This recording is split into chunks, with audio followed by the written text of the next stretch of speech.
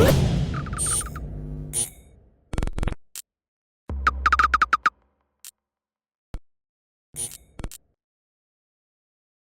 is Andi Purewal for Boxing Social in association with Betfred, and I'm joined by Chris Algieri out here in Texas. Chris, straight into it, we've just seen the final face-off and the weigh-in between Canelo and Billy Joe Saunders. What did you make of it? First and foremost, Billy Joe looked in phenomenal shape, the leanest I've ever seen him. It's very impressive physique, ready to rock, which is a good sign that he's taking this very seriously. Canelo looked fantastic as always as well.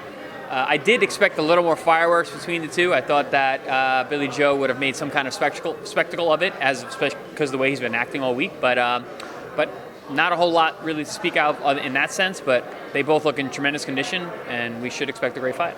I spoke to Cole about half an hour ago, and Cole thinks that Canelo's been a bit emotional this week. Would you agree with that sentiment? Maybe more than we're used to, but he's still a very stoic man, and he's been very focused and very stern all week long. And I think if anything, it's just going to get him to focus that much more.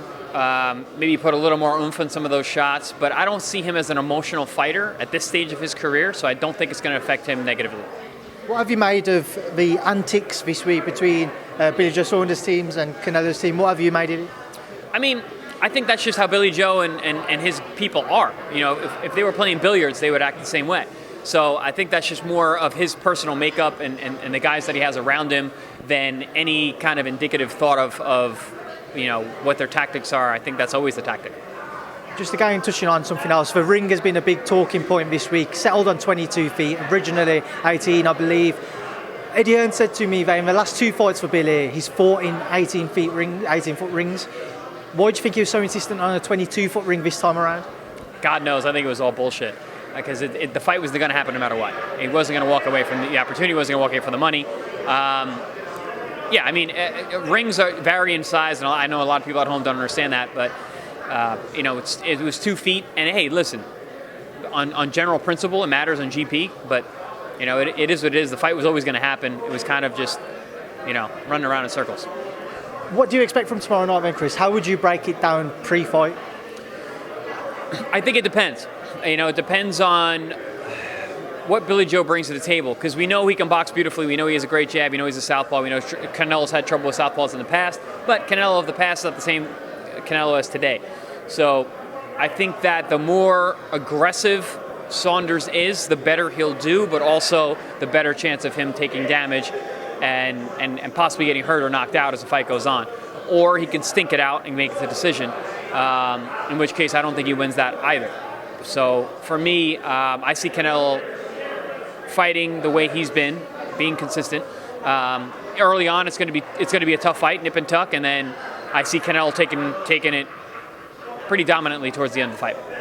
Is Billy Joe the toughest man for Canelo to face at 168?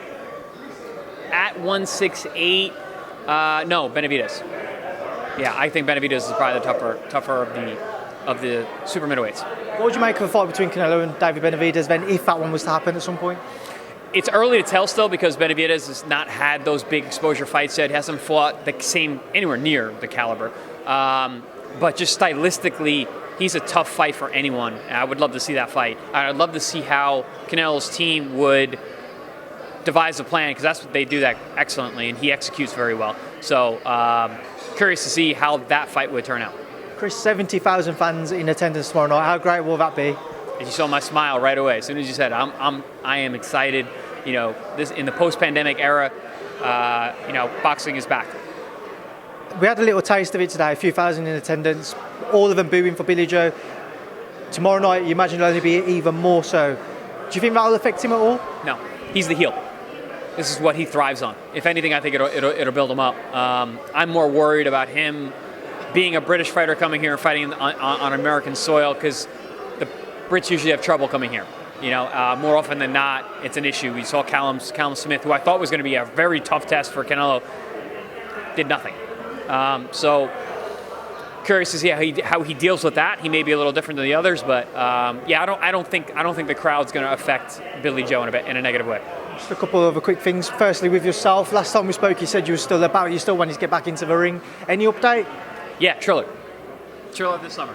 Triller this summer? Yep.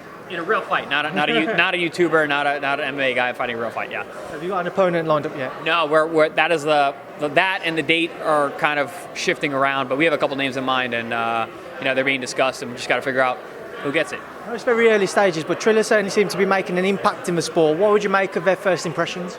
I didn't love the way the first show went, but I think that they're transitioning more towards having real boxing fights, and I think that's a good move, and I think that's really going to affect the game in a big way. I mean, I will ask you finally, we saw Floyd Mayweather and Jake Paul, a little clip between them yesterday. Floyd Mayweather fighting Logan Paul. Just your thoughts on that entire scenario?